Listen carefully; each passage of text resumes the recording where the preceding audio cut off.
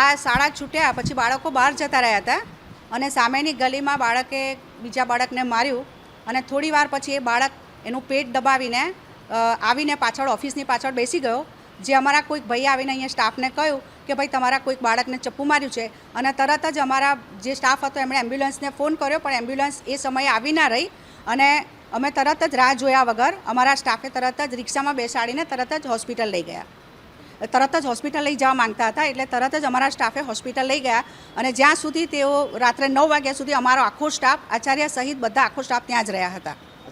ના, કેમ્પસમાં બની નથી, કારણ કે આ શાળા છૂટી ગયા અને બાળકો બહાર નીકળી રહ્યા હતા. એ બાળક બહાર જતો રહ્યો હતો અને બહાર સામેની ગલીમાં એને જે ઘટના બની એ ત્યાં થઈ છે અને બાળક પેટ પકડીને, કમરે હાથ પકડીને પછી આવીને ત્યાં બેસી ગયો પાછળ અને કોઈકે આવીને અહીંયા ઓફિસમાં જાણ કરી રિસેપ્શન પર અને તરત જ અમારો સ્ટાફ ભાગીને એને રિક્ષામાં બેસાડીને હોસ્પિટલ લઈ ગયા. આ ગાડી બહાર હશે અને બહાર કદાચ તીક્ષ્ણ હથિયાર મૂક્યું હશે અને બહારથી લઈને આ માર્યું છે, બાકી એની સાથેની બેગમાં એવું કંઈ લાવ્યું હોય એવું ક્યાંય બન્યું નથી.